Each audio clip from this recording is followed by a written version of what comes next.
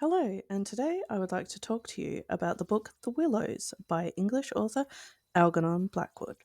First published in 1907 in a collection of short stories named The Listener and Other Stories, The Willows is one of Blackwood's best known works, having influenced such authors as H.P. Lovecraft.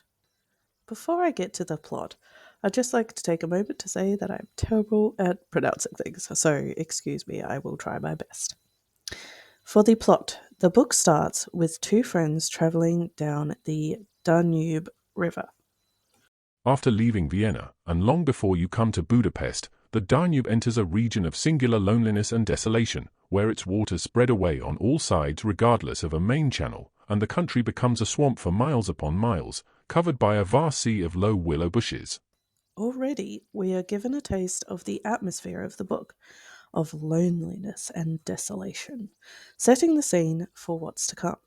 It continues as they travel down the river and start leaving the towns, houses, and signs of civilization behind. The sense of remoteness from the world of humankind, the utter isolation, the fascination of this singular world of willows, winds, and waters instantly laid its spell upon us both. The two travellers are already sensing that things have changed and joke about how they feel they've stumbled into lands they are not welcome in. The companions soon come to rest from their journey, and this is the beginning of where the true terror starts. Though still early in the afternoon, the ceaseless buffeting of a most tempestuous wind made us feel weary, and we at once began casting about for a suitable camping ground for the night. As they camp, the story takes us back briefly, with some talk of their journey along the winding river, with detailed descriptions of not just what they saw, but how it all felt too, lending to the chilling atmosphere of the tale. There is regular mention of the winds and water and swaying willows, making it seem as though the wilds themselves are alive. While camped on a small island, they experience many strange things, including what they at first take to be a body, a bloated corpse drifting along in the water. It isn't until it comes closer that they realize it is an otter, which rolls over and swims away. The two are clearly jumpy and perhaps seeing things due to the wildness of the area and nervousness of their current circumstances. Not long after this, a boat passes with a man in it shouting out to them. Though his words are swept away by the ferocious winds, they see him making the sign of the cross over himself, as though praying for their souls. This is very eerie and unnerving, made more so by the mist which rolls in around them. The two travellers try to wade out the strong winds despite the rising tide, but find the winds do not abate at the rise of the sun as they had expected. As their stay on the island continues, the sense of dread ever increases. We were the first human influences upon this island, and we were not wanted. The willows were against us.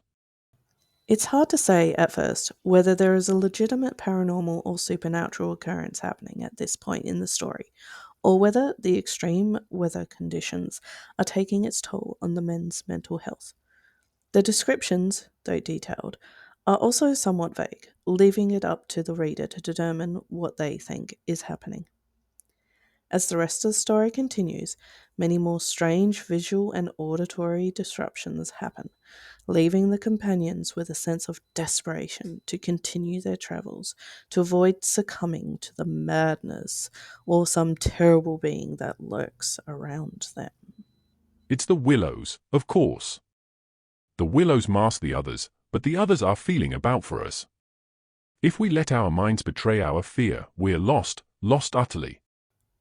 At this point, I will skip a lot so that I don't spoil too much of the story for you if you intend to read the book for yourself. However, there will be big spoilers to come, so be warned.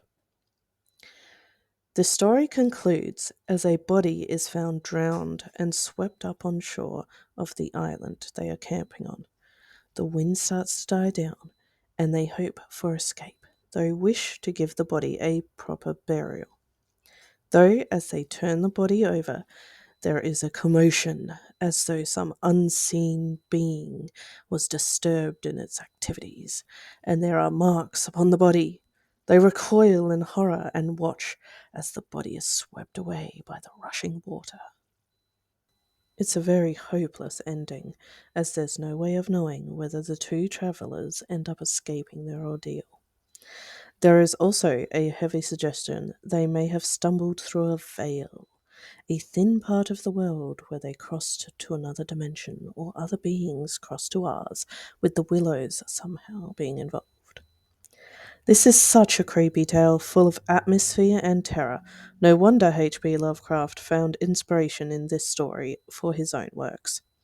It's definitely something you should consider checking out for yourself, and for anyone that may be worried about its difficulty being that it was published in 1907, it's actually pretty easy to follow and not too dissimilar to today's books.